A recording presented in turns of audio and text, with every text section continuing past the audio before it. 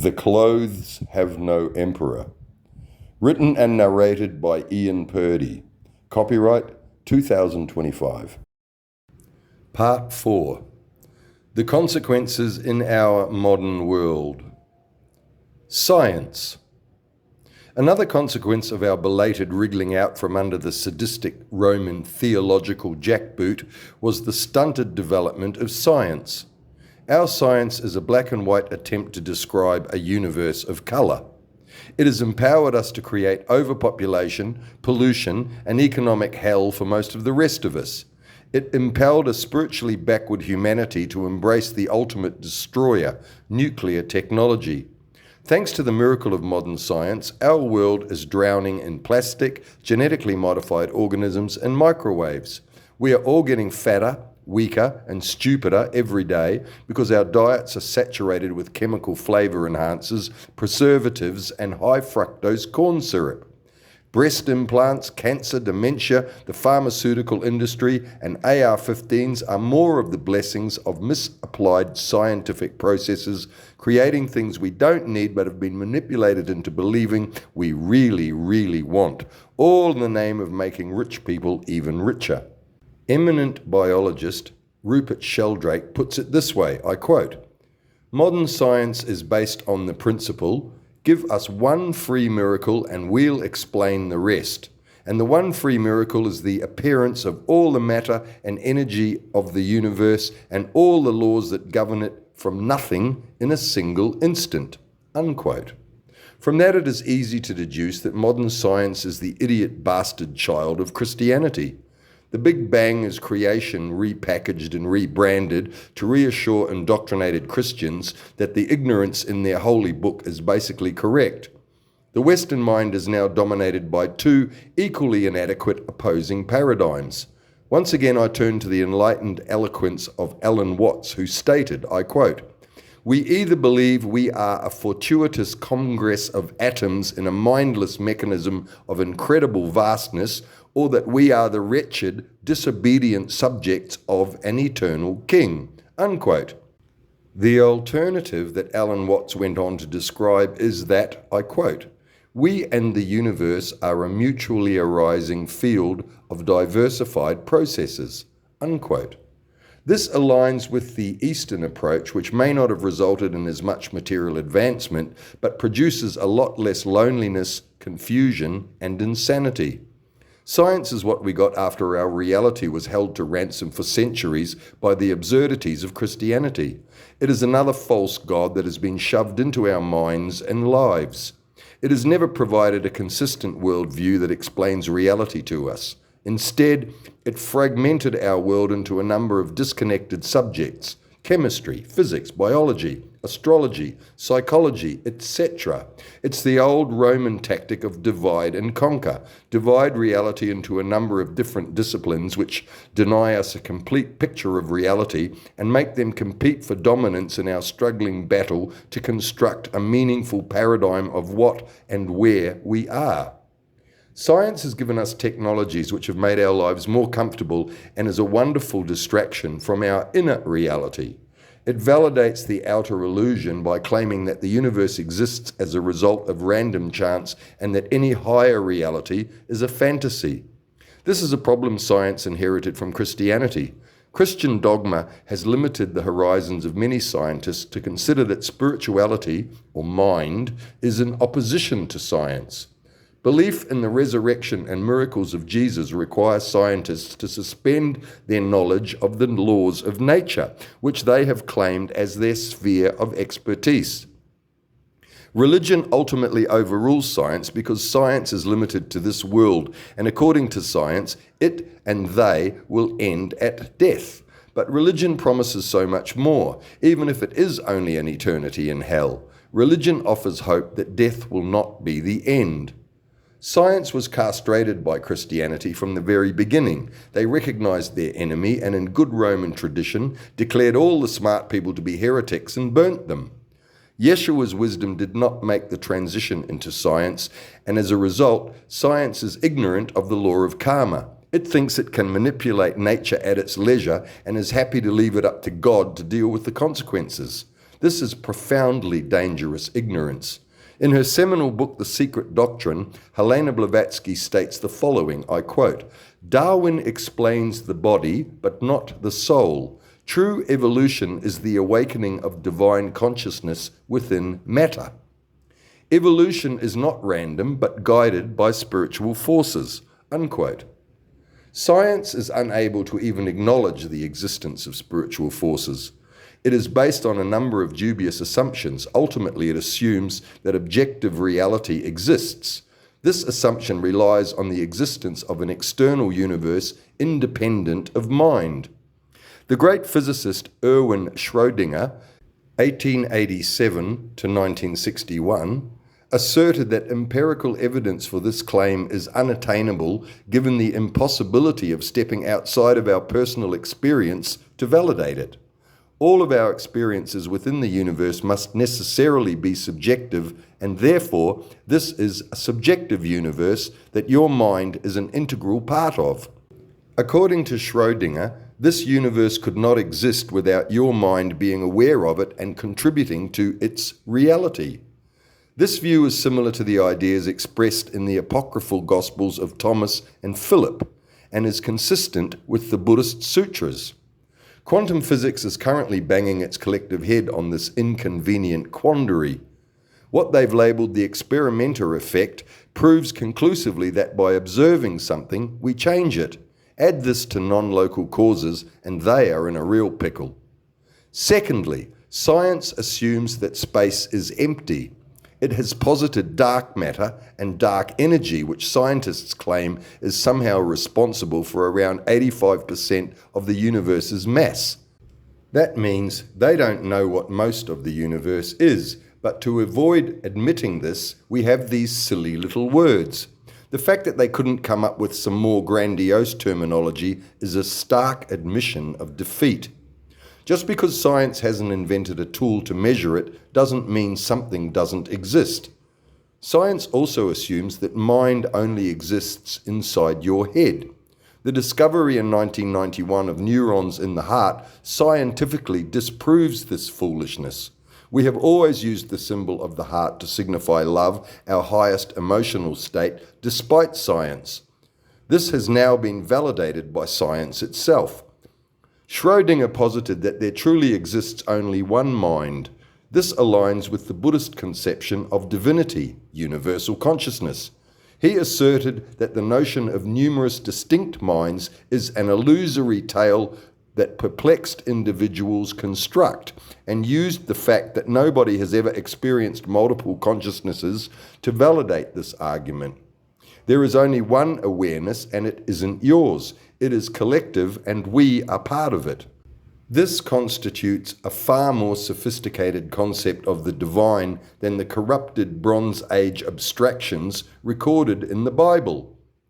Science further assumes that time is linear and we are moving through it in one direction towards the future. This is another purely subjective perspective, something that the rest of science has not been able to validate. Einstein's theories of relativity do not support this assumption. Science is even further limited by its denial of rebirth and karma. Without these two fundamental building blocks, which scientific method, if correctly applied, could quite easily prove or disprove, we will never have a rational appreciation of our combined condition. Sadly, science is just another limited conception whose validity has all but passed its use-by date in the 21st century. Science was an improvement because it relies on intelligence and reason. The Christian religion stresses only faith. Intelligence and reason are its enemy. On this single point, science is a tentative tiptoe in the rightish direction, but its core assumptions, its inability to fully predict consequences, and its monetarization in the ruthless corporate profit-based minds of greedy, selfish charlatans have eclipsed its genuine potential to continue to improve the lives of average, normal people. In the 21st century, science is used as a shield to stop the public from knowing things. This is most demonstrably obvious through the so-called discoveries in space. Every obviously alien technology that we encounter is denied and presented as either something natural or some kind of technical glitch in the technology that revealed it. But not only that, they don't want us to know anything. They need to keep reality boring so we won't be interested in knowing more about it. Science is exclusively owned by corporations who fund most of the research which they use to increase their profits. But worse, it is used to keep us ignorant and therefore more easy to manipulate. It is one of the tools that control our opinions, our beliefs, and therefore us. In the 21st century, science is the enemy of truth. This manifests in our demented attitudes to our history, modern politics, medicine, and economics. The most valid discoveries of science regarding processes of mind have been labelled placebo. This is postulated as something false and lacking scientific validity. Placebo effects are considered to somehow be outside orthodox scientific research. They are considered anomalous and are usually excluded from the real science. Science, like Christianity, completely denies the power of mind. This is true even with findings that are statistically verifiable. Knowledge is power, and in our world, power is money. Those with power and money do not want to give us knowledge. They want to keep the knowledge, the power, and most importantly, remember these people are already rich, they want to keep the money. An ignorant, manipulable population is their greatest asset. The less we know, the more they can steal from us. Science was Christianity's way to try to prove the biblical assertions that we were created by God, reality is a divine mystery, and we are the only sentient creatures in the universe. But as more and more evidence to the contrary continues to accumulate, science is running out of tricks. Science is a whore that will do anything for money. Instead of solving our problems, science is multiplying and supercharging them. Life in the 21st century. Our modern world has been utterly warped by blind faith in the absurdities showcased in the Holy Bible. Christianity remains one of the dominant cultural forces, and I don't use the force in any metaphorical way. They've been shoving their pernicious ignorance down our throats for centuries and continue to do so. Crosses pollute the cityscapes of most major metropolises across the planet, while the depraved antics of pedophile priests continue to pollute our news media. The Pope recently travelled to Canada to apologise to the native people there for the atrocities committed by representatives of his fraudulent organisation. If you wish to dispute my use of the word fraudulent, Google Vatican bank fraud. In the 21st century, it is astounding that people are prepared to accept on face value the easily rebuttable claims of the Christian Church. We live in an age of universal education, the internet, and we have all the sources at our fingertips. Anybody who even just glances at the reality of the Church can easily deduce that its version of reality is extremely flawed and its influence on history has been profoundly negative. The Church has managed to maintain a facade of apparent benevolence and respectability based mainly on its few charitable activities that are clearly no more than the result of self-interest and greed. Look at the opulence of its cathedrals, especially the Vatican. How can the outrageous luxury enjoyed by popes and other church leaders continue to be seen as anything other than privileged selfishness at the expense of the meek, the weak, and the humble? Their very existence spits in the face of everything they claim to stand for. Hypocrisy is the central theme of a corrupted doctrine that is so far removed from everything Yeshua's life represented, it should be incredibly obvious to any educated, semi-intelligent people. The Church is the cause and central core of our species' cancer. They embody rot, deceit, and hypocrisy. Why do we continue to tolerate this? We have the facts. Most sane people in Christian countries have rejected Christianity. Christians are a minority. However, their shallow indoctrination is still able to exert incredible power, and we continue to allow them into the undefended minds of our children, most of whom will not only reject them, but will be driven away from taking anything labelled religion seriously. When researching this book, even AI tried to herd me towards absurd Christian orthodoxy. This situation can only be attributed to their incredible success at suppressing all forms of actual spirituality. They've driven truth, mind, and intelligence into a deep hole and then buried it so comprehensively that resistance feels futile. Will anybody even read this? Millions of intelligent people are reading Bibles and not only taking them seriously, but believing it. We are at crisis point. We have been so utterly conned, we have lost our ability to discern anything and thereby make intelligent choices about our individual and collective future. Then there's quantum computers and artificial intelligence. The combination of these two technological cataclysms will invite the four horsemen of the apocalypse to joyfully gallop into the unprotected minds of the faithful. Some Christians believe that without God making sure that we are all at least trying to be good, we will all instantly revert to barbaric savagery. They believe that if it wasn't for the threat of hell, we would all be thieves, rapists, and murderers, just like their leaders safely ensconced beyond the reach of any legal system inside the Vatican. In the introduction, an atheist biography to Jesus of Nazareth, I quote the American comedian George Carlin. He begins his otherwise insightful rant by claiming, I quote, "Religion has convinced people that there's an invisible man living in the sky who watches everything you do every minute of every day," unquote. To him, the word religion is synonymous with Christianity, as if Christianity is the only religion in the world. His audience understood what he was talking about because to them, religion and Christianity are one and the same thing. This is pretty astounding ignorance from a man who is clearly highly intelligent and well educated, and the hundreds, if not thousands, of his fellow Americans in the audience. They accept this misstatement unquestioningly because in their culture it is deemed to be true. Had he said this in most Asian countries, few people would have understood what he was talking about. In countries where Christianity is considered the only religion, the use of psychedelic drugs is the closest thing many modern people ever get to any form of valid spiritual experience.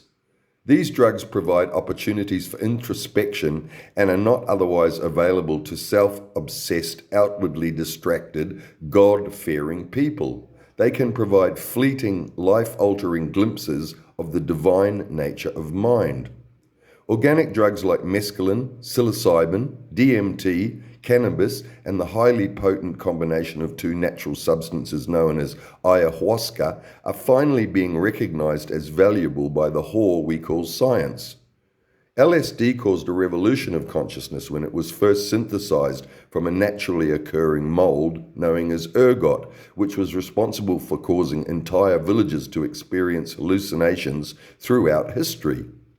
Unfortunately, in our modern world, most of these uniquely transformative substances are abused for purely recreational use, their spiritual significance ignored by people who think that God is an old man somewhere up in the sky. This has often resulted in what have been labeled bad trips, the result of misuse in inappropriate settings for inappropriate purposes by people who don't know what they're doing. I have mentioned two events recorded in the Bible, the temptation and the transfiguration, which have all the hallmarks of hallucinogenic drug use, specifically psilocybin, or what we refer to today as magic mushrooms. British author Graham Hancock also claims that the two constituents of the potent hallucinogen, ayahuasca, can also be found in Middle Eastern countries. These components can be found in Syrian rue and Mimosa hostilis, also an acknowledged source of DMT. DMT is a powerful hallucinogen in its own right, but its effects only last for a few minutes, as opposed to the hours of an experience on ayahuasca. There are no known records of the use of these plants, but they would have been available to herbalists in biblical times. Hancock has suggested that when God spoke to Moses through a burning bush in the Old Testament, this could be explained by the use of ayahuasca. Christian societies have traditionally only allowed the use of tobacco and alcohol, both of which have negative spiritual value because they are addictive and do not expand consciousness in any meaningful way. They are allowed because they do not compete with Christianity by providing mind-altering experiences that hint at the possibility of a spiritual reality that far surpasses everything being peddled by the men in dresses. Prohibition of these naturally occurring substances has eliminated the traditional knowledge of their constructive utilization and has resulted in further disastrous social consequences, destroying lives, families, and entire communities. Add to this the reality that our world is awash with Frankenstein chemicals produced and marketed by the parasitic, spiritually inert, and utterly immoral pharmaceutical drug industry, or Big Pharma, and a picture emerges of a damaged civilization. With the help of compliant politicians, Big Pharma funded an entire war on drugs designed to isolate anybody with enough courage to step outside the accepted parameters. They have managed to give drugs a very bad reputation unless they're dispensed by a licensed medical practitioner, a doctor. Medicine means drugs, remember, who are basically socially accepted drug pushers. Organic drugs, which are far healthier with less side effects, grow naturally and can't be patented, so they can't be made subject to monopolies that generate enormous corporate profits. Drugs are a poor substitute for enlightened spiritual mentorship and mind training, but can be useful at the beginning of the spiritual quest for those who seek to understand the nature of mind and consequently their own inherent nature. Properly used, they can point a seeker of higher reality in the right direction. Shamanic traditions in older, primitive societies utilized these substances for this very purpose. According to Secret Rosicrucian book exposes the art of reality bending by Wise Quotes, I quote, "We live in an era where millions seek consciousness expansion through external substances, ignoring the fact that the human body naturally produces all the compounds necessary for transcendent states when operated correctly. The pineal, pituitary, and thyroid glands form an internal alchemical laboratory capable of synthesizing molecules that no chemist can replicate." Unquote. The word temple provides an insight. The temple is where people go to worship God. It's also the region of our foreheads that contain the frontal lobes or neocortex, which even science has been able to recognize as the source of empathy and compassion. If you can find your way to your inner temple, you will be inside your personal manifestation of Yeshua's kingdom of heaven. You will be kinder and more loving and considerate towards other living beings. Your mind, like Yeshua's, has this incredible power which is being denied to you. The consequences of living in a spiritual vacuum, drowning in prescribed chemical drugs and being constantly bombarded by sensationalist media are mental illness and mass despair. Soaring suicide rates are great for Big Pharma, a medically recognized reason to medicate us with their patented chemicals whose only real efficacy is to keep their profits healthy. In The Secret Doctrine, Helena Blavatsky states, I quote, "Rivers will choke on the filth of greed, forests will crumble to feed furnaces, and the air itself will carry the stench of decay. This is the karma of a civilization that worships profit over life." Unquote. The result of chronic spiritual deprivation has been to disconnect us from the essential reality upon which our very survival as a species depends. We have enthusiastically opened the door wide for dangerous technologies, not to mention dangerous super-concentrated drugs like crack cocaine, ice or crystal methamphetamines, heroin, and fentanyl. These evil substances are the direct result of prohibition and were only created to make smuggling vast quantities easier. We are now divorced from nature and health.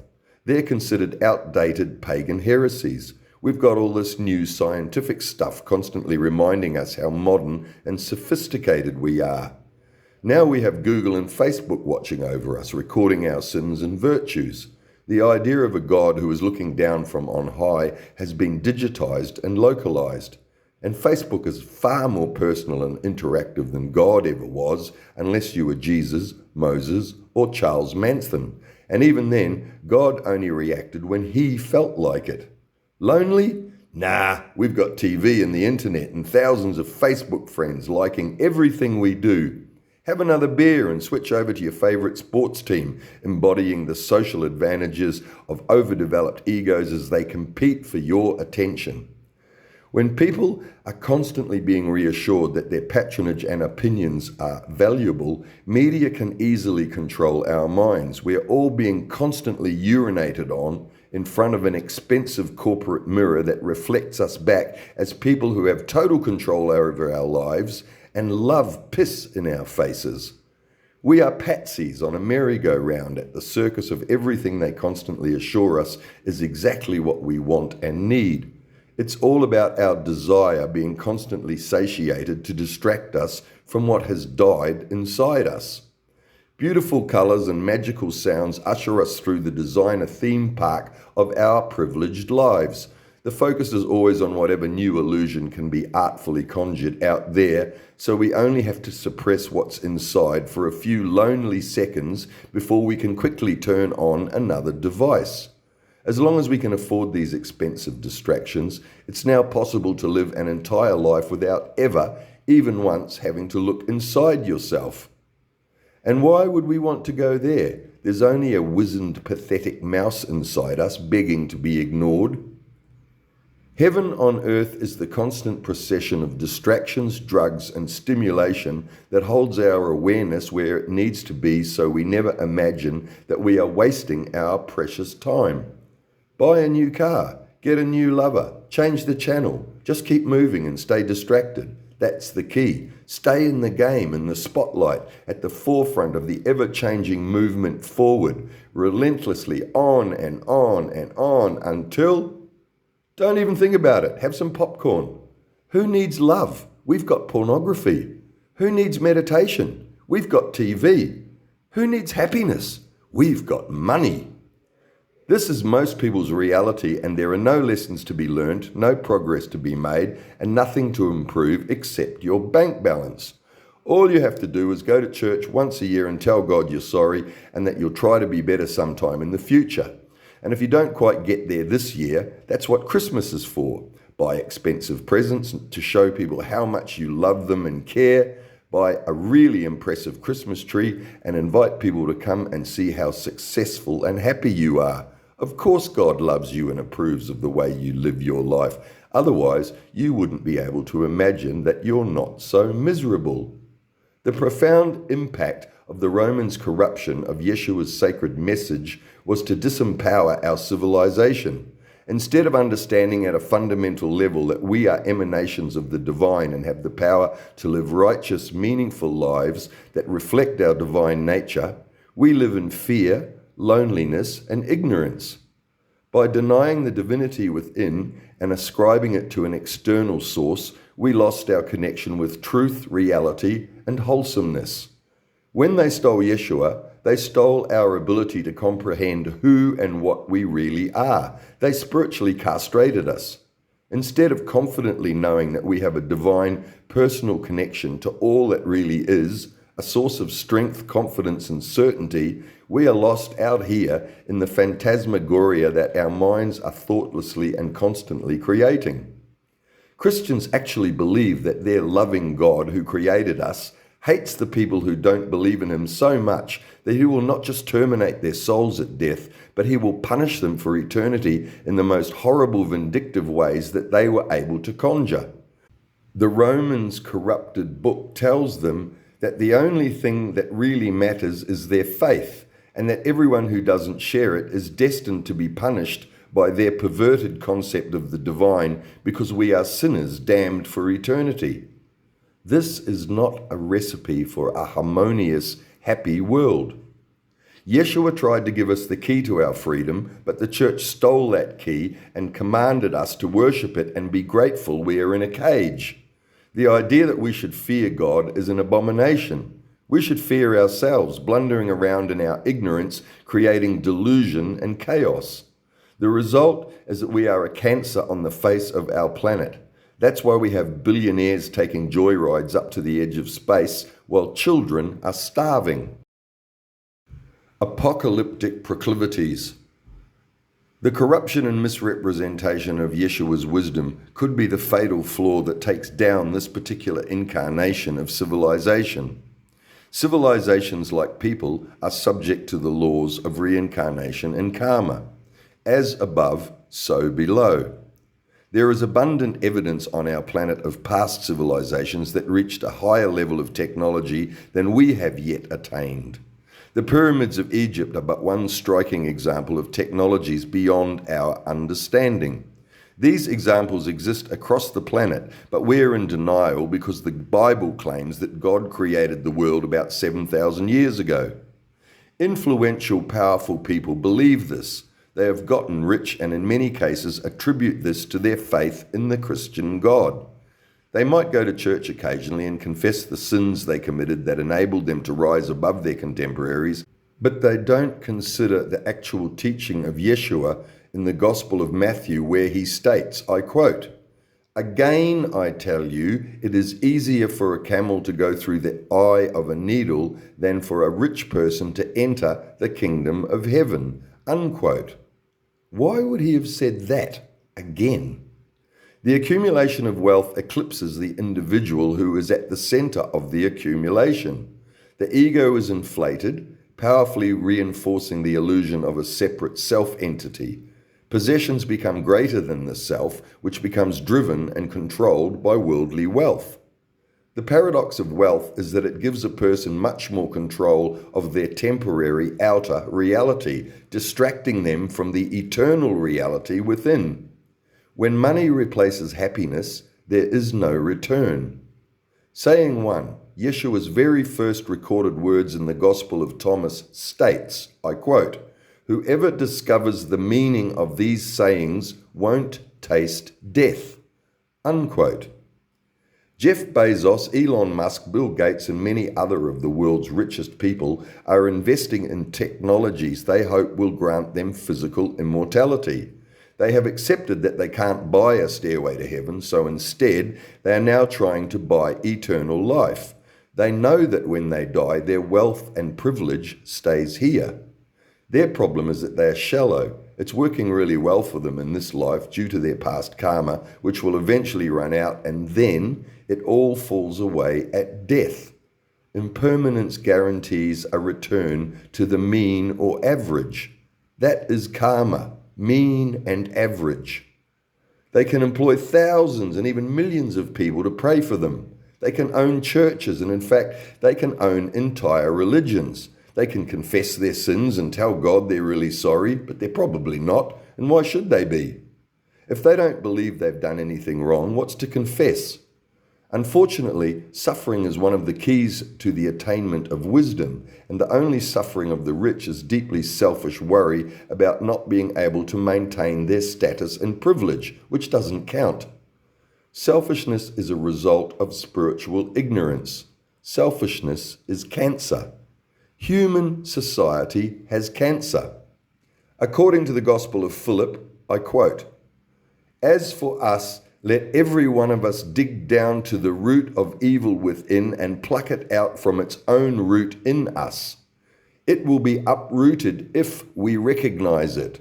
But if we don't recognize it, it takes root within us and bears its fruit within us. It masters us, and we're forced to serve it. It captures us so that we do what we do not want to do, and we do not do what we want to do. It's powerful because we haven't recognized it. It's active as long as it exists." Unquote. Cancer cells don't work for the whole organism. They divert resources to themselves at the expense of the whole. And they are contagious. Cancer spreads from cell to cell, corrupting and eventually destroying the whole that created, nurtured, and supported it. Most people who have not been spiritually educated are exploiters. They only advance themselves and shamelessly do this at the expense of everybody and everything else. Like all cancers, exploitation is a core function of their being. There is no cure for cancer, but it is preventable. Similarly, there's no cure for greed and selfishness, but they can be greatly diminished by enlightened, healthy spiritual activity. The Gospel of Philip states, I quote, "Knowledge makes them capable of freedom. Love never calls something its own, yet it too may possess the same thing." Unquote. Greed and selfishness should be recognized as mental disorders. Those afflicted lack compassion and empathy and require treatment. It is very difficult for somebody who is completely committed to their separate self to accept that the universe is their soul and the only connection with their soul is through mind. Doctrines postulating an external God capable of reversing karma and defying the laws of nature are dangerous in the 21st century. Humanity has wrested control of our world away from the natural forces that maintained balance throughout our history. On the 21st of December 2012, the Mayan long count ended.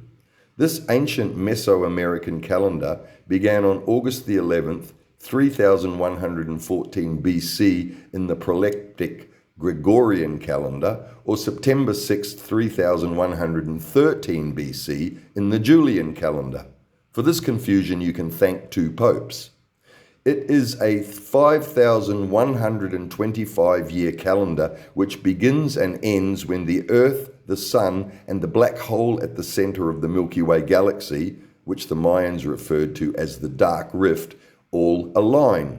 This calendar not only demonstrated unbelievably sophisticated astronomical knowledge, but it also assigned each day a sacred meaning, and up until it ended, it represented very precisely how humanity is conditioned by this natural cosmic cycle.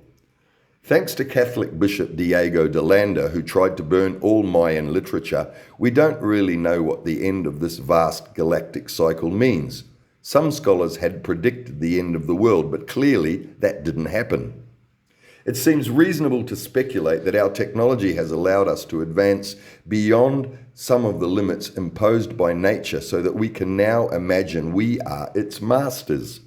Unfortunately, we have not achieved the commensurate advances in spirituality that would enable us to effectively assume our new responsibility. We still think that our planet will continue to tolerate our selfish behavior because, just like the ancient Jews, we believe we are God's chosen people. We believe that the cosmic policeman loves us and we have a special get-out-of-jail-free card that will save us from the consequences of our ignorant behavior, our karma. Australian broadcaster Max Egan put it this way, I quote, "Too many people are blinded by their religious books. They're told, this is how it has to happen. This is God's plan. We have to let the world turn to shit because at the very last minute, God will save you. Belief is the enemy of knowledge." Unquote. We are at a turning point where we either realize the perilous situation we have created and take responsibility, or we carry on like lambs in a faithful flock, expecting that the shepherd will always look after us as we are led to the slaughterhouse. The fake Christian doctrine of a God who created our little world and who loves us, provided we believe in him and beg for his forgiveness, is not useful in our current predicament. The few suggestions that we should love each other and turn the other cheek are surviving traces of Yeshua's actual wisdom, but they are an easily ignorable side dish, especially if you are a rich, powerful Christian. The tragic fact that most of the technologically advanced nations in our modern world are controlled by people who believe in religious nonsense and have accepted that such beliefs are crucial for their own personal salvation is potentially apocalyptic. Because of their vested commitment to the Romans' ignorance, Christians have officially refused to acknowledge that the remains of Yeshua and his immediate family have been found. This archaeologically verified fact wasn't just an inconvenience to modern Jews, it was a threat to the precarious balance of competing doctrines of monotheistic nonsense that remain a blight on the Holy Land to this day. Consequently, they not only failed to appreciate the true spiritual significance of the greatest Jew who ever lived, they have completely dishonored his legacy. They prefer the ancient backward-looking texts of Judaism, which merely perpetuate their historical confusion in the traffic jam of conflicting ignorance characterizing modern-day Israel. We now have enough information in the 21st century to piece together the reality of the life and teachings of the Master Yeshua. But can we overcome 2,000 years of lies and disinformation which have systematically institutionalized ignorance to the point where it is now a viable threat to our survival?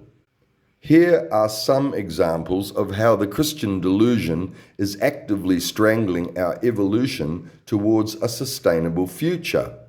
Number 1, climate change. Christians continue to insist that God either won't let us burn or that he'll only burn the sinners who deserve it anyway. Science has given us a ridiculous series of models which all uniformly insist that we are doomed.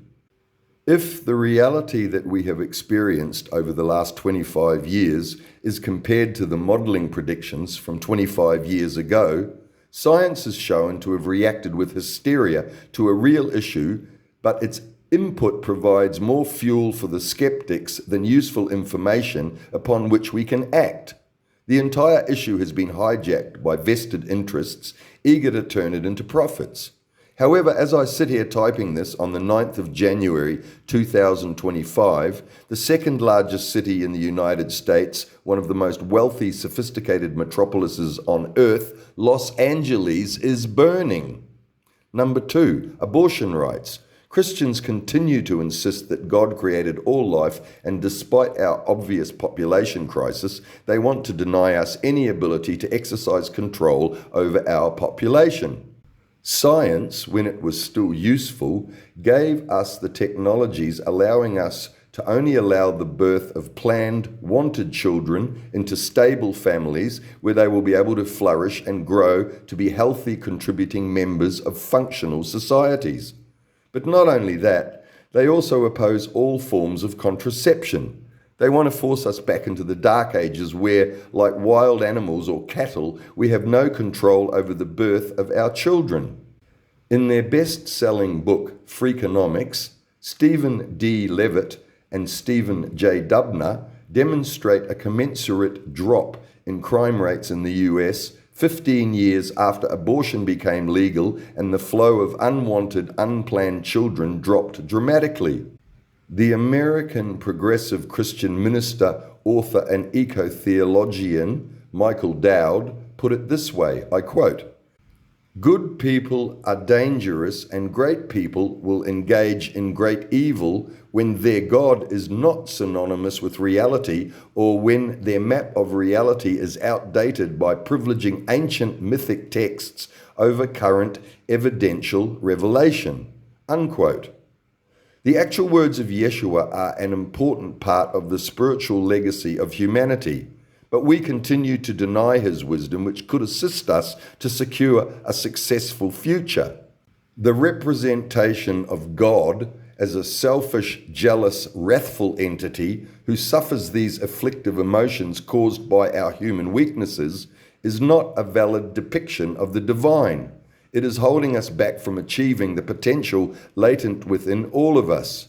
We are, and we now have to be, better than that. Behavioral psychology. The failure of most people in the modern world to develop spiritually or mentally has left the majority of the population susceptible to the techniques that modern psychology has developed to control behavior. The science of behaviorism is well advanced in the 21st century, and people who have been fed a diet of spiritual candy floss have no ability to understand what is being done to them. Modern psychology is mainly limited to an understanding and manipulation of individual surface consciousness called SEM by the Tibetans. It has developed sophisticated techniques to manipulate and control the core functions of SEM to produce a docile, easily manipulated population. Without knowledge of and access to depth consciousness, the Tibetan Rigpa, within their own mind, most people are defenseless. The Roman goal of crowd control has reached its zenith in the 21st century. Adolf Hitler and the Nazis were pioneers in the field of mind control and developed techniques which are still being used and have been greatly enhanced. Since World War II, this branch of psychology has advanced significantly. In 1954, Carl Rogers wrote in his book, In Becoming a Person, I quote, "I believe that too few people are aware of the extent, the breadth and the depth of the advances which have been made in recent decades of the behavioral sciences. The increasing power for total control which it gives will be held by one or some group. Such an individual or group will surely choose the purposes or goals to be achieved, and most of us will then be increasingly controlled by means so subtle we will not even be aware of them as controls. It appears that some form of completely controlled society is coming." Unquote. In 1958, Aldous Huxley wrote in Brave New World Revisited, I quote, "As the art and science of manipulation come to be better understood, the dictators of the future will doubtless learn to combine techniques of propaganda with the non-stop distractions which, in the West, are now threatening to drown in a sea of irrelevance the rational information essential to the maintenance of individual liberty. Perhaps the forces that now menace freedom are too strong to be resisted for very long. It is still our duty to do whatever we can to resist them." Unquote. In 1962, Aldous Huxley wrote, I quote, "We are in the process of developing a whole series of techniques which will enable the controlling oligarchy, who have always existed and will always exist, to get people to love their servitude." Unquote. All that was obvious to great thinkers over 60 years ago. As well as having to cope with a foundation of nonsensical religion, the modern mind is constantly being bombarded with advertising and all manner of coercive propaganda through sophisticated media programming. Meanwhile, Big Pharma is pushing next-generation chemical drugs to counter the effects of the drugs we've already been fed. As a result, we are becoming weaker mentally and physically. Obesity rates are soaring, depriving billions of people of the healthy body necessary to maintain a strong mind. We are under intense chemical and radio wave attack 24/7 without even having to get out of bed. In 2001, many well-developed techniques of mind control were unleashed upon the American population in an incident we refer to as 9/11. The idea was sold to the public that some Muslims had come to the US and learnt to fly sophisticated jet planes, which they then hijacked and crashed into the Twin Towers of the World Trade Center in New York. These two modern mega skyscrapers then came crashing down to the ground. Nobody has ever come up with a credible explanation for why Building 7 in the World Trade Center complex also came crashing down despite not being hit by anything. 9/11 was used as a pretext for the disastrous invasions of Afghanistan and Iraq. Many of you reading this will by now be thinking, conspiracy theory, two words which are regularly deployed to stop discussion and debate of controversial topics. This is another mind control technique whereby the general population polices itself by ostracizing anybody who dares to question the government's officially sanctioned scientific propaganda. This technique comes directly from the Christian playbook. According to the greatest historical lies that built Christianity by historical rabbit holes, I quote, "When people are trained to see intellectual curiosity as sinful and unquestioning acceptance as virtuous, they become vulnerable to all forms of authoritarian manipulation. Political leaders, corporate executives and social movements can exploit the same psychological mechanisms that Christianity uses to maintain control. This is why exposing Christianity's fraudulent history is so crucial for human freedom. It's not just about correcting historical inaccuracies. It's about breaking the psychological chains that prevent people from thinking clearly about authority, evidence, and truth itself. Once you see how Christianity manipulates believers into defending lies they're not allowed to examine, you start recognizing the same patterns everywhere. Political propaganda, corporate marketing, social media echo chambers, they all use techniques that Christianity perfected over centuries of practice. When politicians lie, you might lose an election. When corporations lie, you might lose money. But when God lies, you lose your soul for eternity." Unquote. We have the internet where algorithms openly manipulate the information we receive. Any child with a smartphone now has easy 24-hour access to pornography and all manner of corrosive, subversive programming that in the past was heavily censored to protect them. We've simply given up. As long as somebody is making money, the vulnerable minds of children are considered collateral damage. Social media is killing children.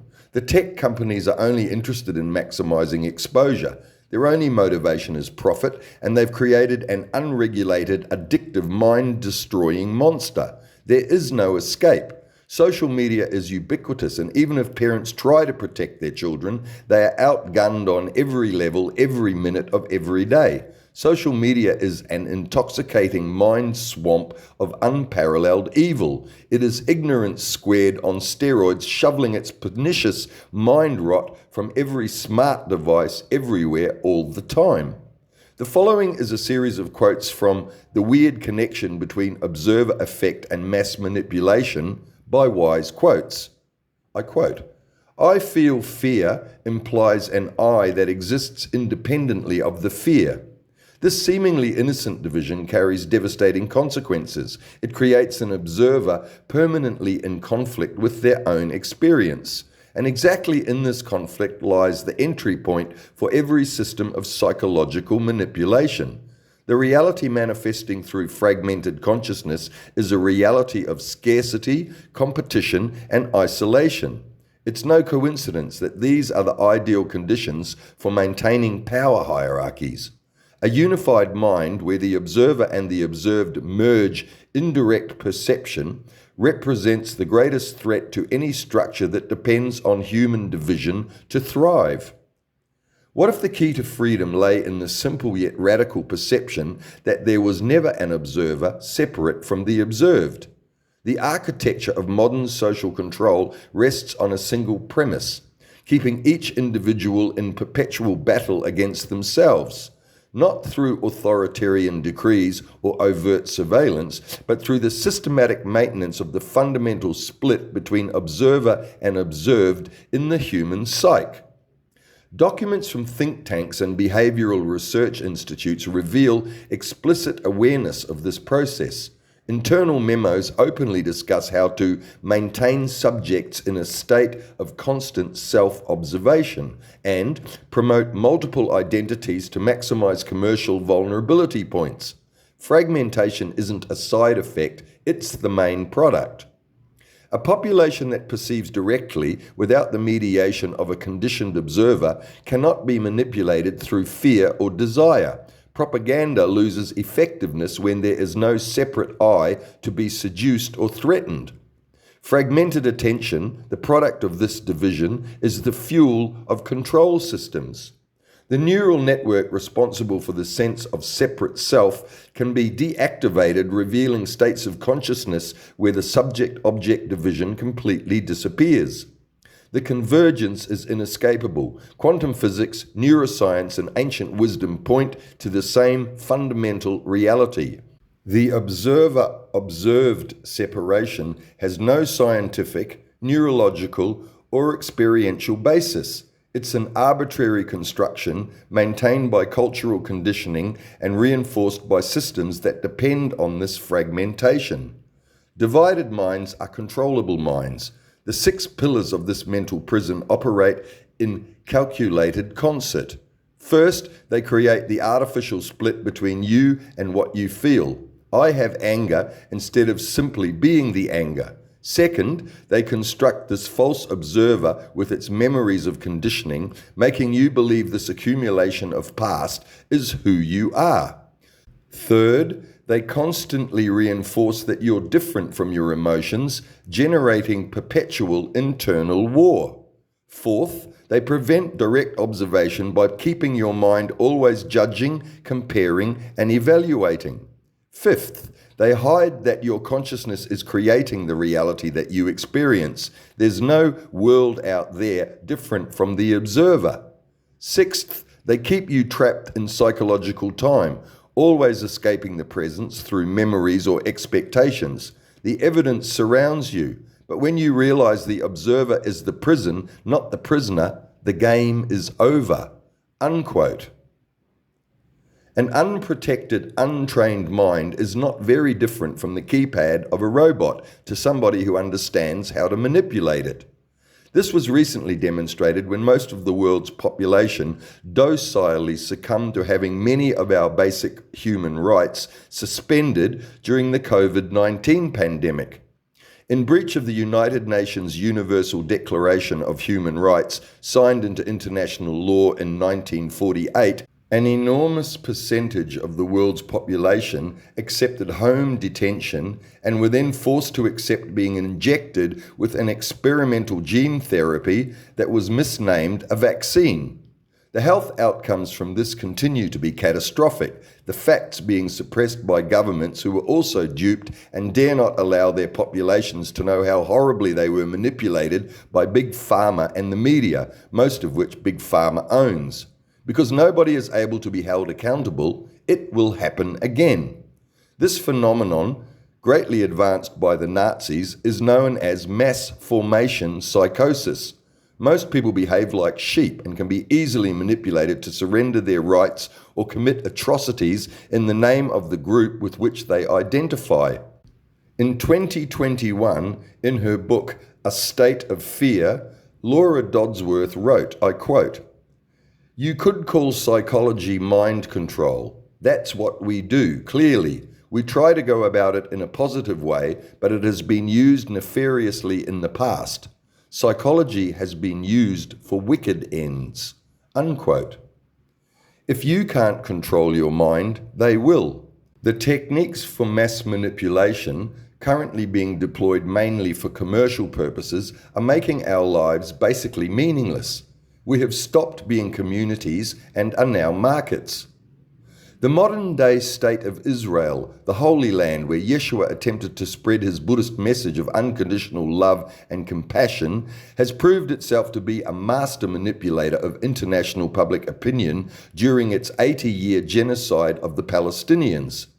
They have not only denied the Palestinians their basic human right to live unmolested in their own country, but have reduced areas like Gaza and the West Bank to open-air prisons. Israeli settlers regularly murder Palestinians as they steal their land and property with impunity. The IDF jails women and children indefinitely without trial for throwing stones at their tanks, and nobody says or does anything about it. All of this is only possible because their Bible, the Tanakh, claims that their God, the Elohim, see Appendix 1, God, gave Israel to the Jews. It's their promised land. So therefore, they are justified in committing atrocities because their God, who created but doesn't love the Palestinians, is such a wimp he can't back it up, so they have to. This would be laughable if it wasn't for all the dead, mutilated Palestinian children. It is actually brutal insanity. Anybody who blindly accepts that the above wimp loves them and that Jesus died 2,000 years ago to atone in advance for their sins, then rose from the dead, has built their intellect on a stale dog turd. This superficial, childish fairy tale has made them mentally weak and thus susceptible to having their mind controlled by somebody or something else far stronger and more ruthless. They have not established their full autonomy and are victims helplessly awaiting the next inevitable catastrophe. People who have learnt to control their mind control their destiny. They are not easily manipulated and are able to resist fads, glamour, and fashions, the darling distractions that fascinate the ignorant herd. The only way to wrest back control of mind is through properly guided meditation techniques. There is no pill you can take or formula you can learn, and if there was, Big Pharma would force governments to ban it. Remote viewing was first developed in 1972 by the CIA in a top-secret program known as Project Stargate. This utilized specific people whose psychic powers were more advanced than what average people can accept or even imagine. These people can access the powers of Rigpa to psychically examine anything, anywhere, anytime, to take them to, for example, the surface of Mars 1,000,000 years ago. This technology has enabled the US military to spy on a scale beyond most sci-fi. Interestingly, a lot of the early remote viewers were Scientologists. Wikipedia states the following regarding Project Stargate, I quote, "The Stargate project's work primarily involved remote viewing, the purported ability to psychically see events, sights, or information from a great distance. The project was overseen until 1987 by Lieutenant Frederick Holmes Skip Atwater, an aide and psychic headhunter to Major General Albert Stubblebine and later president of the Monroe Institute," unquote. The most famous remote viewer is an American named Ingo Swann. He described alien bases on the dark side of the moon and rings around Jupiter that were confirmed after his discovery by Voyager 1 in 1979. Psionics is a type of telepathy derived from the study of crashed UFOs, or UAPs, the current fashionable term du jour for flying saucers. These craft have no physical control systems and are controlled solely by the mind of the pilot. Numerous eyewitness accounts of this can be found on the internet. It was also the subject of a lot of science fiction written during the 50s and 60s. I include the above two examples to illustrate the extreme possibilities that may be being exploited for ignorant, selfish military purposes by governments controlled by self-obsessed morons. It's like taking the kingdom of heaven and using it to decorate childcare centre toilets. Probably a profitable application, but an utterly pathetic, stupid misuse of the power of mind. The Russians and Chinese may be even more advanced in their development of these techniques. Using the latent powers of mind for military purposes is completely unethical and can only result in disastrous karmic consequences, like giving a monkey a chainsaw. A strong man with a weak mind is dangerous. A weak man with a strong mind is a blessing to his community. The recently deceased quantum physicist Stephen Hawking illustrates the great potential value of a developed mind in a broken body. The Old Testament story of David and Goliath provides an ancient illustration of this basic truth. The little guy was able to use his ingenuity to overcome the brute strength of the stupid giant. Your mind is your greatest asset, but if you don't understand it and exercise it correctly, then learn to control it, it will become feeble and somebody else will control it against you. The techniques and methodologies to develop and train your mind have existed for thousands of years. Yeshua learnt these techniques when he traveled to India as a young man, and he attempted to introduce them when he returned to the West. Mistranslation and the politics of the Romans have denied us access to the vital wisdom of the Master Yeshua. I hope it is not yet too late for him to have succeeded, but valuable time is slipping away. Christian politics. The American right. In 2021, the Pew Research Center found that 70.6% of Americans consider themselves to be Christians. The largest group within this demographic are Christian evangelists, followed by Catholics. More than a quarter of Americans, 26%, claim to be evangelical Christians. So what is that? Evangelical means born again, and they believe they have discovered Christ in this life and converted to Christianity based on actual personal experiences.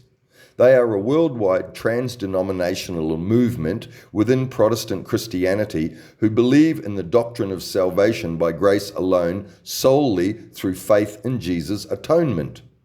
Evangelicals believe in the authority of the Bible as God's revelation to humanity and the centrality of the conversion or born-again experience in receiving salvation. They also accept spreading the Christian message as their duty. They are the fresh, modern face of this ancient fraud, and they overwhelmingly vote conservative.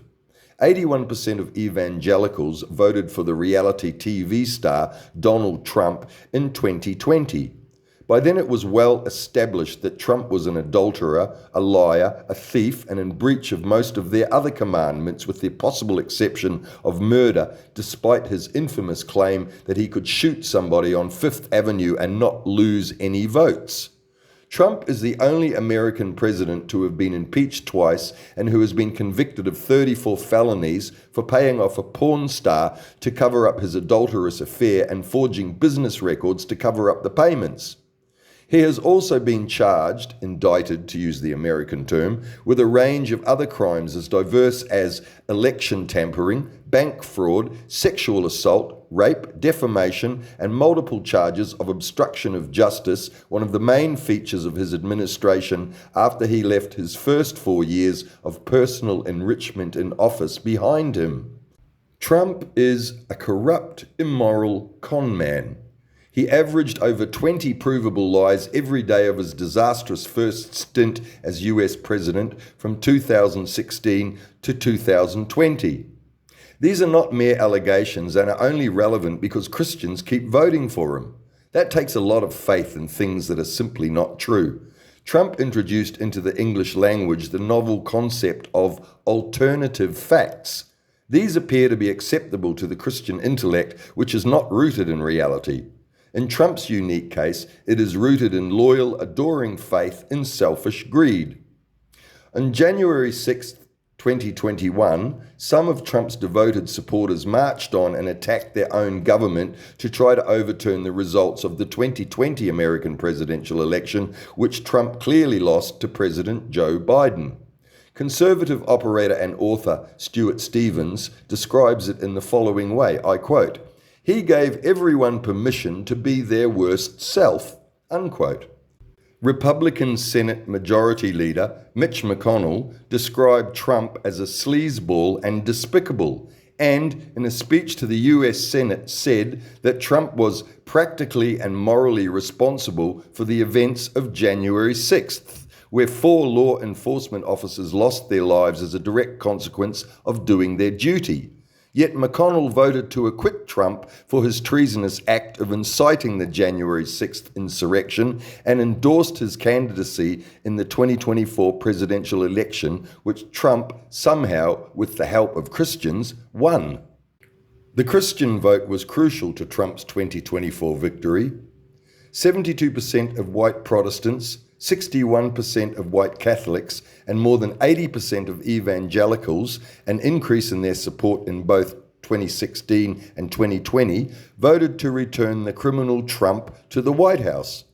According to iHip News, the most embarrassing moments from Trump's inauguration, I quote, "Trump's base are religious wackadoodles of the highest order," unquote. Trump's political allies, his gang, the allegedly conservative Republican Party, most of whom openly express radically orthodox Christian beliefs, are obsessed with making sure that everyone has at least one gun and have opposed every measure to limit the soaring number of gun deaths in the US. They have opposed background checks, limiting magazine sizes, requiring permits to openly carry guns, attempts to ban certain exceptionally deadly weapons of war, everything that might in any way make their communities safer. They actively transfer wealth upwards to the rich, making sure the poor get as little as possible.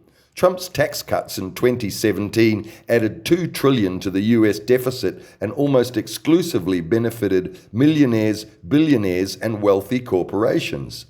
They also openly discriminate against non-white minorities, LGBTQ people, immigrants, Muslims, women, and dogs who are smarter than them. They're pumping up the military while insisting nobody oversee where all the trillions of taxpayer dollars are going. They hate any attempts to preserve what's left of the natural environment and are introducing voter suppression laws for people unlikely to vote Republican and are doing everything humanly possible to stop women from having abortions. Their 3 consistent priorities are: 1. Feed the rich and make sure the people at the bottom get as little as possible, while the people at the top who don't need it get as much as possible. Tax cuts for the rich is their greatest fetish. 2. Slow down the opposition voters, gerrymandering and packing the courts, and lately even marching on Congress to demand they get their way. 3. The big one is abortion.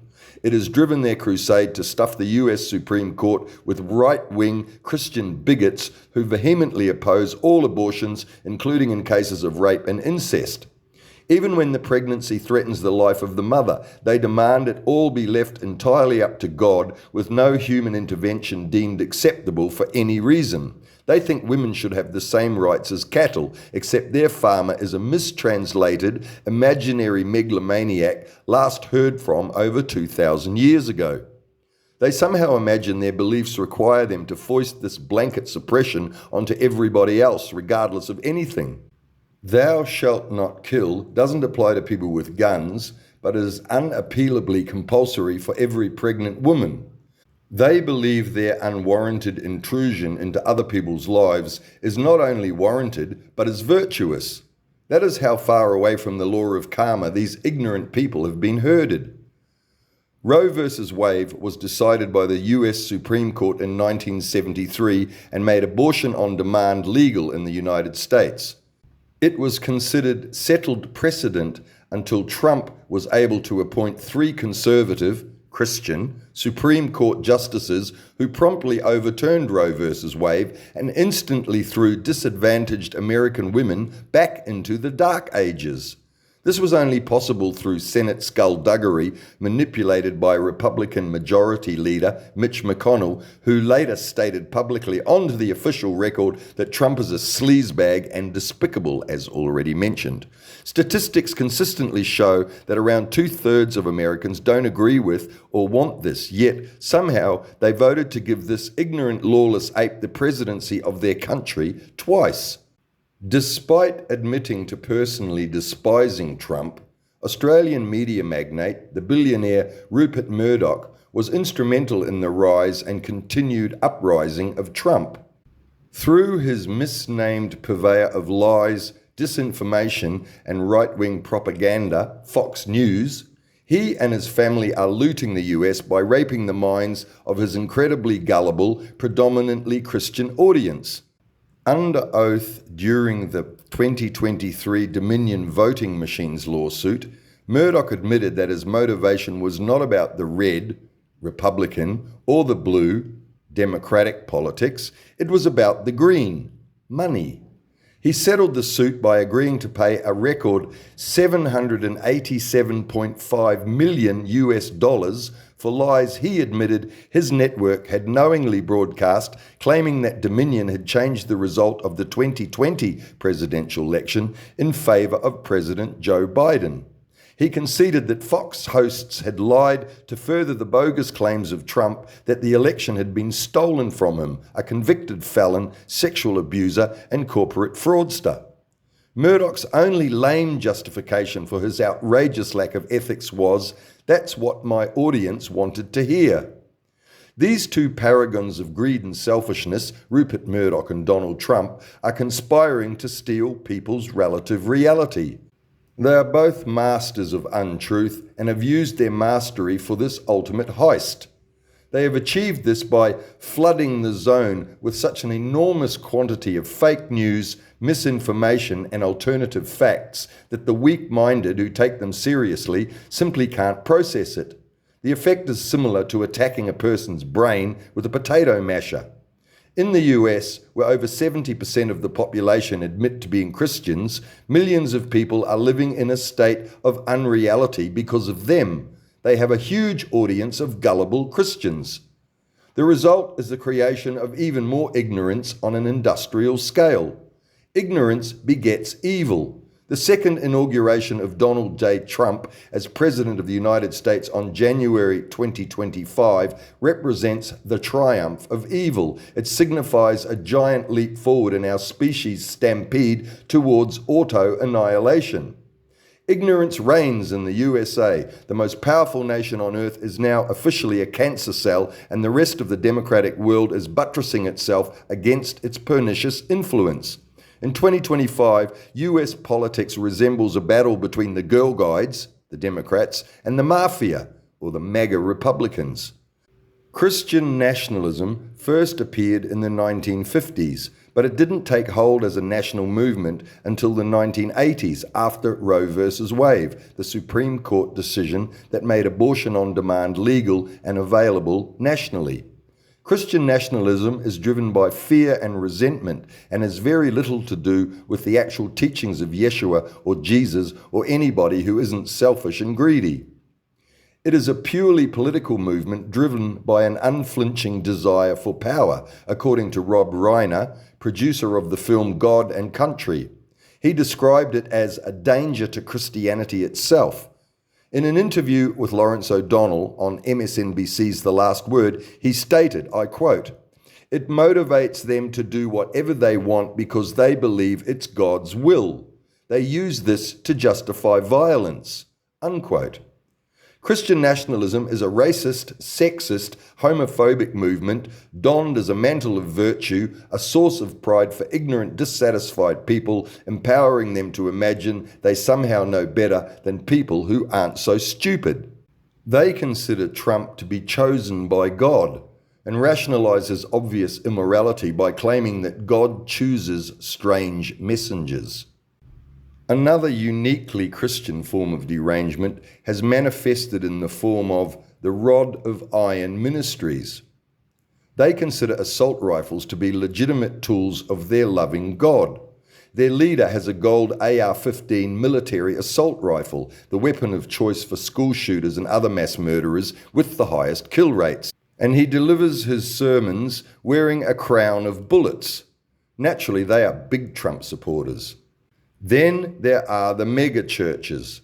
They have their own interpretation of the Bible, wherein they claim that God expects his faithful flock to not only be prosperous, but outrageously wealthy. Their mega preachers fleece their flocks to buy fleets of private jets and live luxurious lives in enormous mansions surrounded by barely imaginable opulence. They not only ignore but ridicule by their behavior almost everything Yeshua ever uttered. The inflated egos behind these rock star temples of blasphemy are so far away from Yeshua's message, they should be stoned back into reality with their own ill-gotten gold bars. After all, gold is just another rock. If you're starving, you can't eat gold. It's only valuable within the illusion that is destroying us.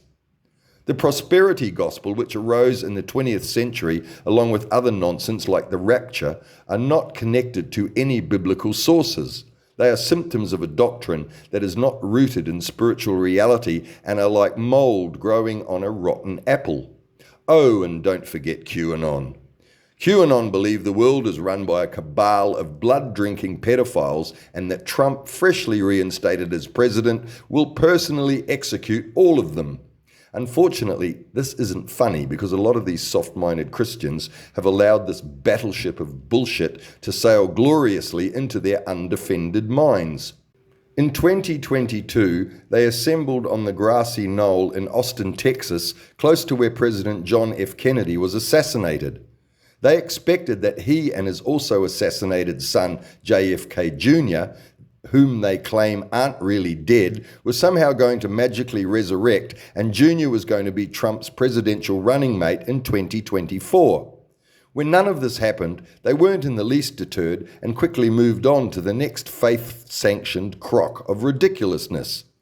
This is what happens to minds that have been force-fed porkies since before they could think and then don't have the imagination or alternative sources of information to make informed, intelligent decisions.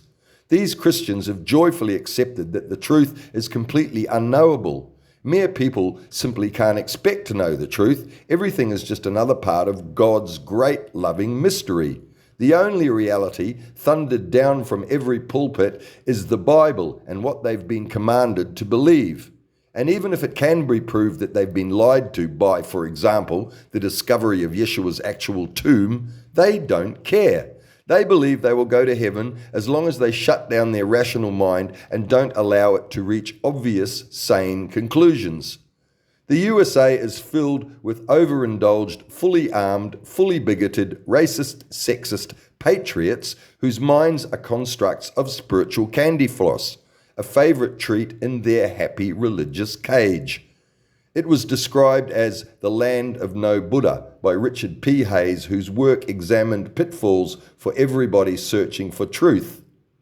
Donald Trump is the personification of greed and selfishness, and they worship him as if he was a savior. God help them and us. The US has the world's largest and deadliest military and the biggest economy.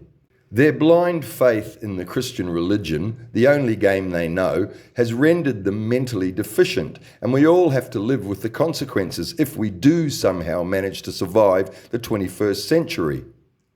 To borrow from the work of the great German composer Ludwig van Beethoven, as in the introduction to his Fifth Symphony, dum dum dum dum, dum dum dum dum. Tax exempt. The Christian church pays no money to any government anywhere ever for anything.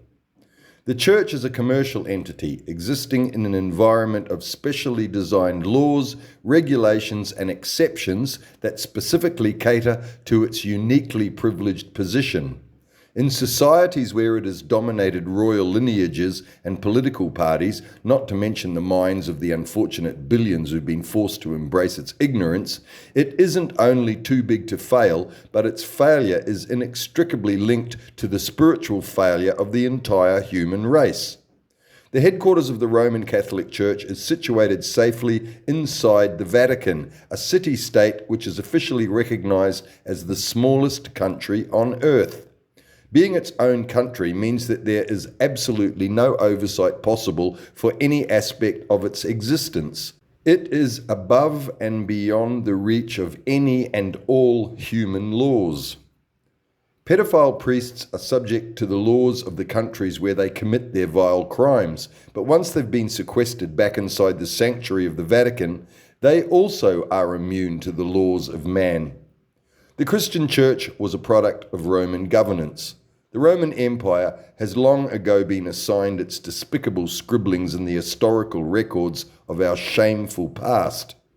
However, the Roman Church's separation from the laws of mankind remains and is a one-way street that has enabled it to entangle itself within the spheres of government and create a facade of necessity. This is reflected in the language of constitutions, treaties, contracts, and officially sanctioned oaths. It is fundamentally enmeshed within every function of governments, many of which claim to draw their authority directly from God. Some governments have been able to maintain a separation of church and state, but the influence of the church is ubiquitous in all societies where the pernicious influence of its spurious doctrine is entrenched. The Christian church is not a valid spiritual enterprise. It is a business and functions conventionally within budgets and normal financial arrangements. This makes its tax exemption an asset which in itself provides a solid financial foundation to guarantee its survival forevermore. Immunity from government charges originally began under the Roman Emperor Constantine, circa 312 AD. After that, the Roman Church never paid for any public services and never contributed to any human activity that it hadn't either stolen, rebranded, repurposed, or otherwise rendered confiscated. The Tariff Act in 1894 in the US ended any suggestions that perhaps the church, which is only here to benefit humanity as it defines it, might contribute something for the roads, sewerage, schools, and other services that governments provide in areas where churches thrive. Tax exemption was a major reason why the Christian church survived into the 21st century. Had it been required to pay a fraction of its massive income, it would have become subject to external financial overview, a situation the church could never tolerate. Modern superficial incursions into the church's finances have revealed massive corruption. The Roman Catholic Church reacts to any suggestion that it should contribute financially to the communities it fleeces by issuing blanket excommunications and unleashing all of its arsenal of imaginary punishments on whoever dares to attempt to even insinuate that God Almighty should be required to give anything for the material well-being of mankind other than his dodgy book. In 1993, I was investigating the Church of Scientology and interacting with some of its members. I was researching the vast body of spiritual literature written by its enigmatic founder, L. Ron Hubbard, and was invited to attend a mightily hyped event at Scientology headquarters in downtown Sydney, Australia. There were over 500 people in a room with a giant screen that blasted, "We won the war! We won the war!" It flashed this down at us for almost an hour with an assortment of victorious musical accompaniments, fireworks, flowers, and every other glorious adornment it could bestow upon itself. This was Scientology's way of acknowledging that it had been recognized as a genuine religion by the US Supreme Court and was therefore tax exempt. They'd hit the jackpot and suddenly qualified for the holy grail of religious credibility. Tax exemption was finally in the bag, and they wouldn't have to sell any of the yachts or real estate they had accumulated while they'd been evading paying it. Then there were the self-congratulatory speeches from the ecstatic church leaders broadcast live from the USA. They earnestly explained how hard they had all worked to get to this historic day, and now the church would finally be free to spread L. Ron Hubbard's sacred nonsense all over the world without having to pay a single cent to any government for this exalted privilege. Instead of contributing to the upkeep of the roads that brought them their clients, or paying the police and fire departments which protected their buildings, or contributing to the cost of garbage removal, sewerage maintenance, or even Thetan parking requirements, the Church of Scientology was finally able to use those millions of dollars to promote and publicize its spiritually inert, tax-free financial goldmine. Scientology is roughly based on the Buddhist concept of enlightenment, although L. Ron Hubbard introduced his own terminology, technology, and methodology. In his book, Light of Asia, he repeatedly asks the question, "Am I not Maitreya?" Maitreya is the future Buddha whom the current Buddha, known as Shakyamuni, prophesied would appear on earth at some unspecified time in the future. L. Ron Hubbard was claiming that he was this prophesied future Buddha. He preached that we all have the potential to become an operating Thetan or OT. This was the goal of the technology he created, which utilized a device called an e-meter to measure emotional reactions while treating and removing engrams, or learned repeated negative behavior patterns, to oversimplify what is a very complex psych scam. The blissful release when Scientology was able to finally announce, after many expensive years fighting in court, that suddenly they didn't have to pay taxes was the closest thing to an institutional orgasm that I've ever witnessed. The Christian Church is an enormous international organization made up of many competing factions. However, they are all tax exempt based on the presumption that their presence is of some benefit to somebody other than themselves. Nobody searches the luggage of a travelling priest, and they benefit from a unique form of diplomatic immunity. Add to this the immunity the church enjoys from any financial oversight and a complete lack of ethics and morality in their hierarchy, and priests make perfect drug couriers without even having to know it's happening.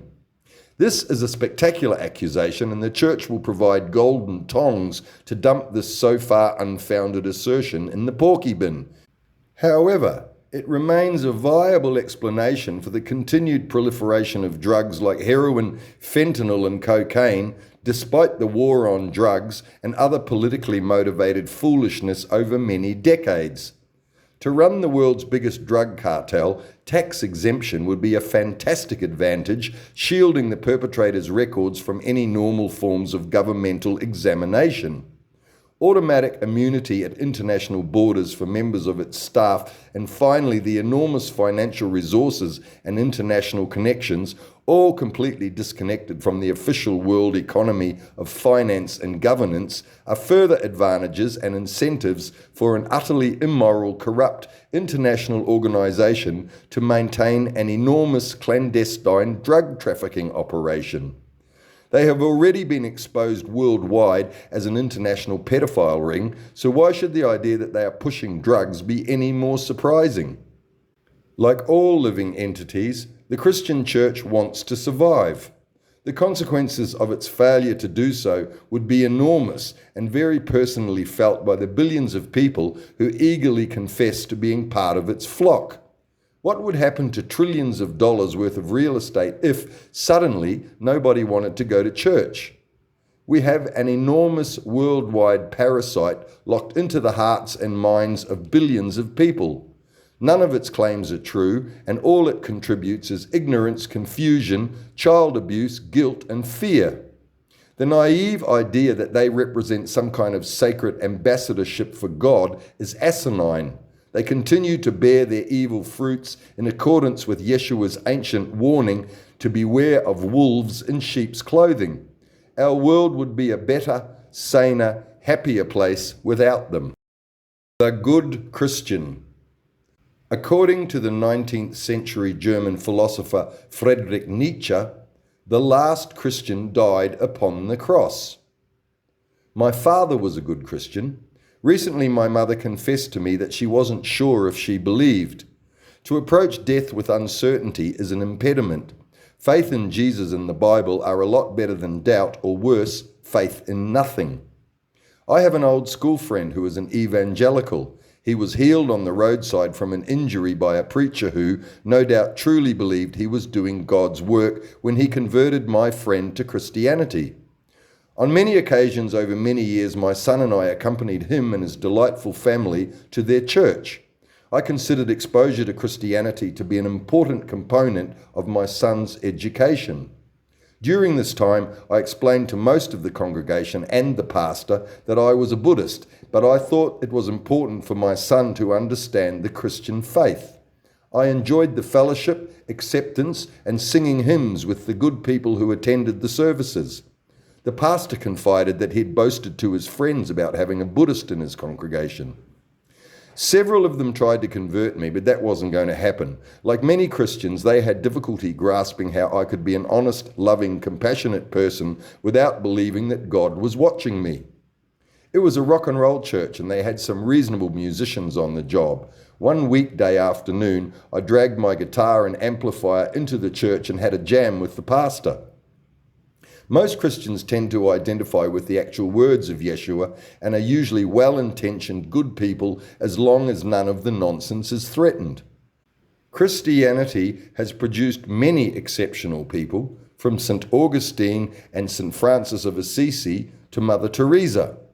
In modern times, there have been spiritual giants like Dr. Martin Luther King Jr., the late US President Jimmy Carter, and the Reverend Al Sharpton, just to scratch the surface of an entire gallery of magnificent, good-hearted people.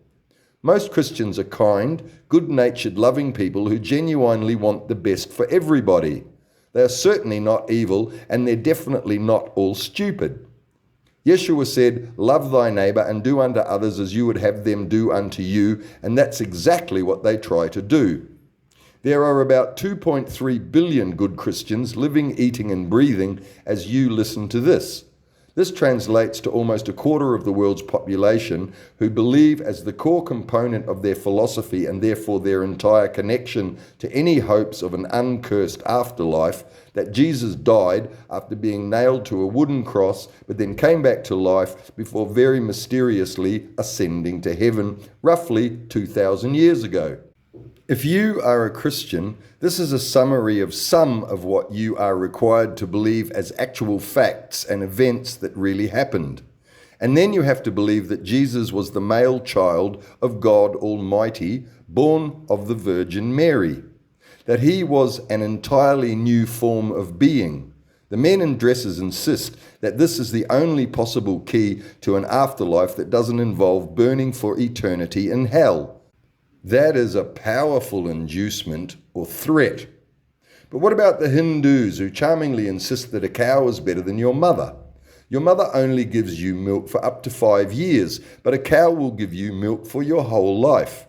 I'm not going to analyze this too deeply except to point out the unfortunate fact that when faith overwhelms logic, it makes otherwise intelligent people appear to be stupid. I don't even want to mention Islam. They kill people. Mohammed, may all his goats and virgins be pleasing to him, grovel, grovel, please don't kill me, drew directly from the Jesus train wreck and took it to a whole new level. But that's another book that I won't be writing. So if you heard all this good Christian stuff and you did your societal duty, went to church, and in a vacuum of spiritual alternatives acknowledged that your only hope of salvation is to believe what the men in dresses are so piously insisting is the only truth, well, that's not quite the end of the process. When you die, you will be judged by the Son of Man. I have no explanation for who the Son of Man is, with maybe star appearances from the mighty Easter Bunny, and if you're really extra super faithful, maybe even dear old Santa Claus. But just briefly, back to dull old boring logic. If you truly believe that the Son of the Virgin Mary died to atone for your sins, then your faith will be judged as the only necessary criteria to qualify you for an eternity in paradise or an eternity burning in hell. That's it, people. Everything else you did doesn't matter. All it takes is a deathbed confession, and when you get to heaven and receive a favorable judgment, you're in paradise forever. Even if you spent your life raping and murdering children, or if you spent your life signing autographs, Adolf Hitler, Joseph Stalin, or Pol Pot.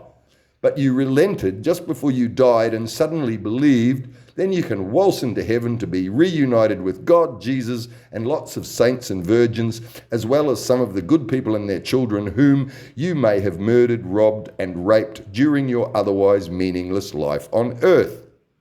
But that very same merciful, loving Christian God will condemn you to hell, to suffer and burn for eternity if you had the temerity, the appalling insolence to defy to believe in him. That is a spiritual straitjacket which crucifies personal evolution. Take comfort from this. You don't actually have to believe in things that are ridiculous. The law will be done even if you can't see it being done in this life. According to the greatest historical lies that built Christianity by historical rabbit holes, I quote, "In traditional philosophical thinking, truth is what corresponds to reality. But Christianity redefined truth as whatever supports the faith, regardless of evidence. This theological innovation had catastrophic consequences for human intellectual development. It taught people that believing without evidence was virtuous, that questioning authority was sinful, and that faith was superior to reason." Unquote. There is a lot more to religion than just a box to tick on a form. Religions are about a personal spiritual, mental health. But not just individual people, entire communities and countries' spiritual health depend on religions. We are spiritual beings because we have higher intelligence and are intimately connected to the rest of everything. Christianity doesn't do this. Its core doctrine is an ancient form of extortion. It forces you to focus on yourself, your faith, your salvation, your personal relationship with God. Because of this, it encourages selfishness, the ignorant appeasement of surface mind. If a Christian can convert somebody else to their faith, inveigle them with ignorance, or induce them to behave righteously, they will receive merit in the sight of their God. If you save somebody and they go to heaven, then surely you will go to heaven too. Your salvation, your personal entry into heaven, is the focus. If helping others furthers this goal, then for that reason and that reason only, Christians consider it virtuous. Paranoid fear of what could happen to you if you fail to develop enough faith is the entire motivation. If stoning unbelievers to death is going to demonstrate your faith and get you into heaven, then start throwing stones. If stopping other people from having abortions is going to get you into heaven, then they shall not have abortions. If stopping them using contraception or even preventing them from having sex is going to get you into heaven, then they shall not get laid, with or without a condom. If not minding your own business and ruining other people's lives will get you into heaven, I'll let you finish that one. Good deeds will not get you into heaven. Loving thy neighbor will not get you into heaven. Being the kindest, most wonderful, generous person in the world will not get you into heaven. Your only hope is to find some way to believe the absurdities in their book. So the question arises, what are you prepared to do for your personal salvation? Are you prepared to murder other people like they did in the Crusades? Are you prepared to steal like the conquistadors did, or torture people like they did in the Spanish Inquisition? Are you prepared to obliterate another culture, destroy their monuments, and ridicule their beliefs? Are you prepared to sacrifice a chicken or a goat or even your own son and daughter? Are you prepared to claim greater virtues and insist you know more than a Hindu or a Muslim? How selfish are you prepared to be so that you can go to heaven and avoid hell? Eternity is eternal. Eventually we wake up. That's what eternity is for. You are an infinite being of light. Take your time. Time is just another part of the illusion. Albert Einstein used science to show us this. Have as much time as you need as you move from self to self through lifetime after lifetime. While you are operating from inside the illusion, everything is illusion, including you. Once you step outside the illusion, you will realize that absolute reality is what makes the illusion possible, not vice versa.